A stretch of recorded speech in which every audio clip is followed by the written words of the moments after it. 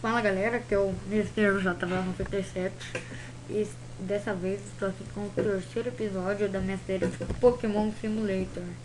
O Kikleon, eu não mexi nada nele, eu não sei se vou usar ele. Agora o Bulbasaur eu deixei no nível 14 e o Charmander também. Eu tava upando aqui os Pokémons, consegui ganhar um pouco mais de dinheiro e depois eu vou pegar ali, vou comprar mais Pokébolas.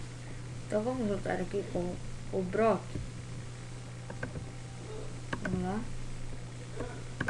Vai, Bulbasauro! Bulbasauro. Ah, foi fácil. Ei! Haha! Toma essa, ficou muito bom, cara. Vamos, cara, mistiar. Não, é pra jogar. Tá capturando um novo Pokémon? Zubat. Quero um Zubat, cara. O Charmander vai matar ele com golpe. Não matou. Será que eu pego? Vamos tentar? Peraí. Eu sabia, eu tinha certeza que ia pegar. Tô com dúvida se eu podia ser um bom Pokémon. Deixa eu capturar aqui. Capturar, cara. Caramba, eu esqueci. Bahia. Tinha esquecido. Great Ball, quanto que custa? 3.000 conto, cara. Não, deixa eu ficar cheio da grana.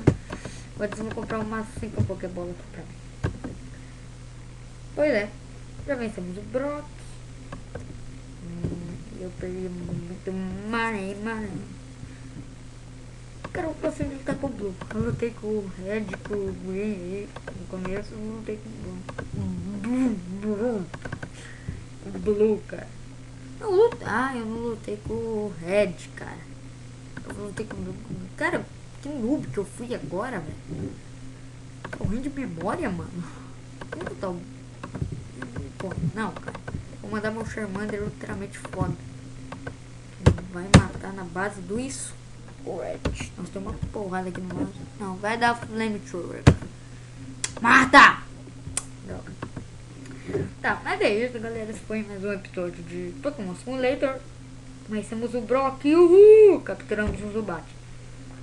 Os episódios estão ficando meio curtos. Eu sei disso. Mas... saber o que, né? Tá tudo. Então, no próximo episódio, nós vamos enfrentar a Misty, ou não. Não sei o que nós vamos fazer no próximo episódio. Mas é isso, galera. Espero que vocês tenham gostado. Um grande abraço. Oi! Mas eu volto.